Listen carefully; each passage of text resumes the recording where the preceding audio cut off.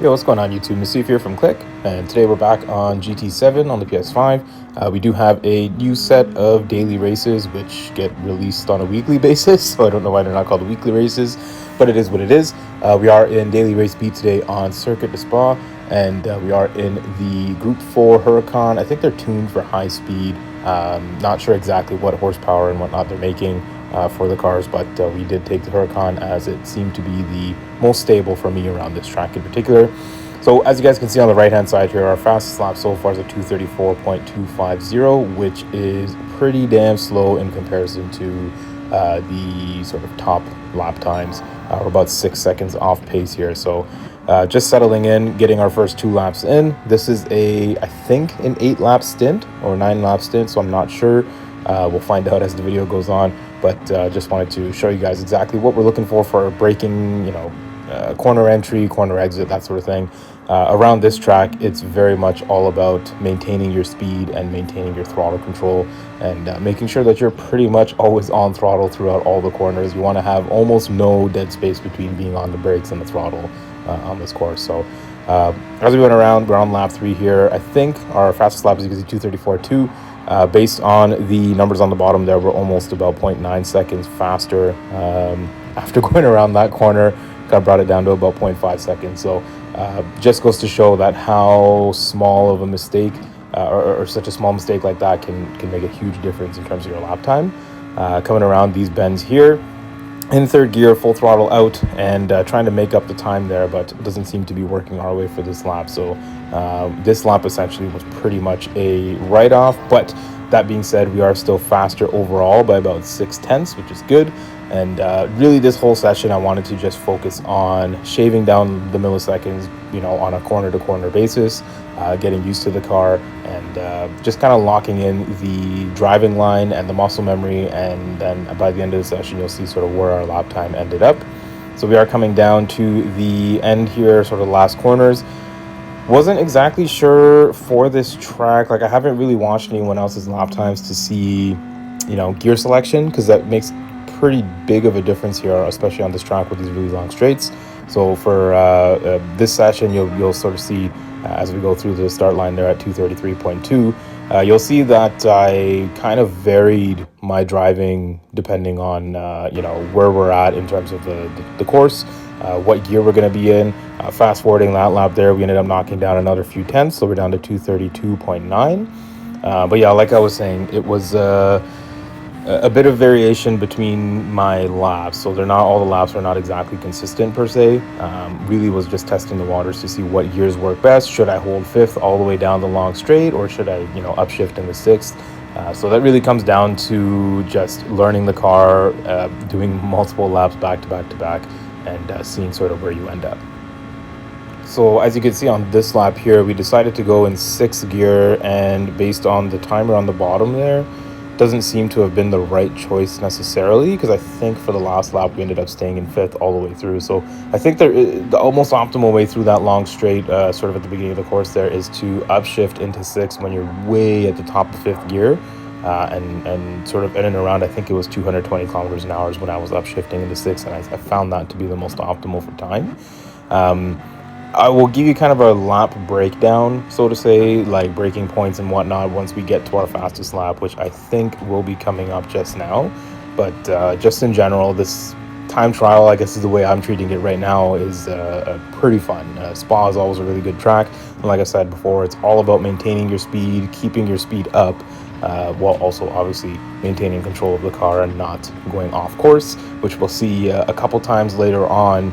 The track limits are pretty lenient and liberal in this case, but once you do run over them, obviously you do get penalized, and that half-second penalty that you end up picking up definitely does make you lose way more than half a second.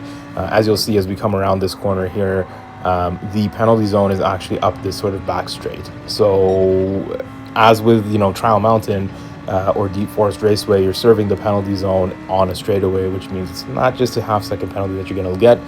You're actually going to lose probably closer to about a second and a half.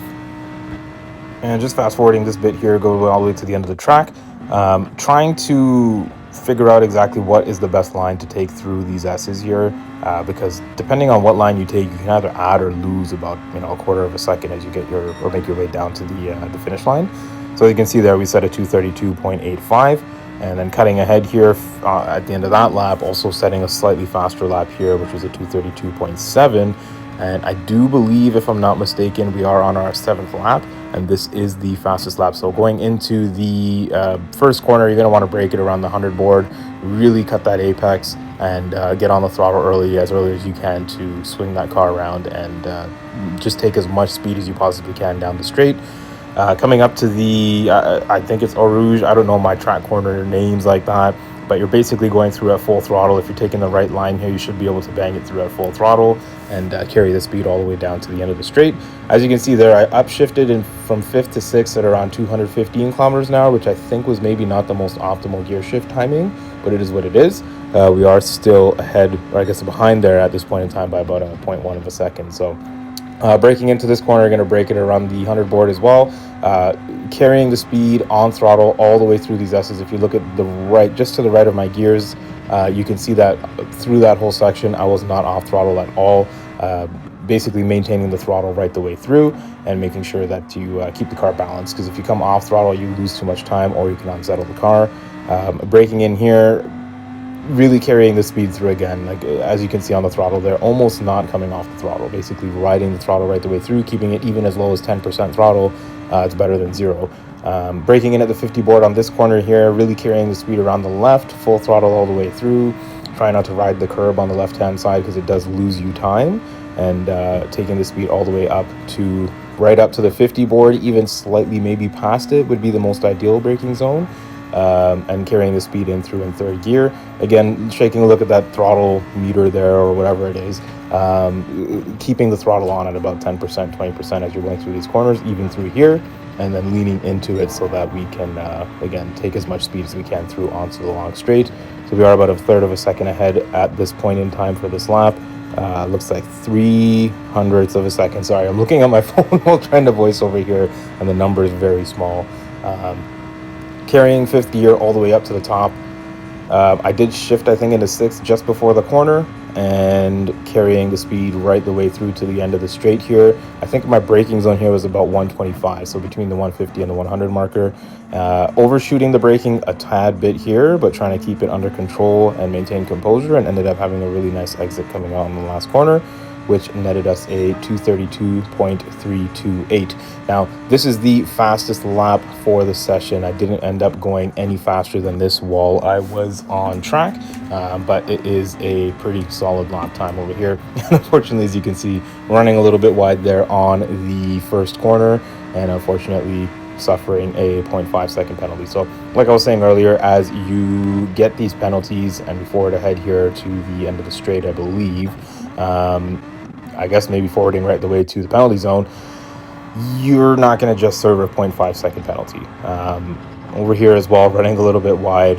We're 8 laps in now, so I do feel like, maybe the fatigue is setting in a little bit as we're lapping around here, but the best option would have been to probably take a break after setting that fast lap. But as you can see here, we're breaking down, and the timer on the bottom there, just above the gear indicator, just keeps dropping. So we went from, I think is about 1.5 seconds being slower to about 2.5 seconds. So that half-second penalty does cost you way more than just half a second. So something to keep in mind, as always with Gran Turismo, you want to make sure you're staying on track and not catching any unnecessary penalties.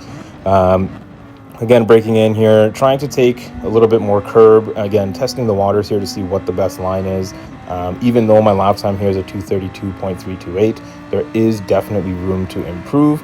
But unfortunately, in this case, did not have the opportunity to go any faster. So fast forwarding all the way through again, coming up to the same sort of bend just before the penalty zone, and unfortunately just running a little bit wide there and catching another half-second penalty. But I wasn't able to serve this penalty on this lap, which basically means the next lap would be chopped as well. So I decided, you know what, 9 laps in, this is it, time to take a break. So let's go and take a look and see where our lap time lands us here after 8 full laps. And as you can see on the ranking board, we are in a nice comfortable 37.28, so just under the top 3,800 racers right now. Not bad for the first 8 laps or so. Definitely room to improve, but that's pretty much it for today, guys. I'll catch you in the next one. Peace.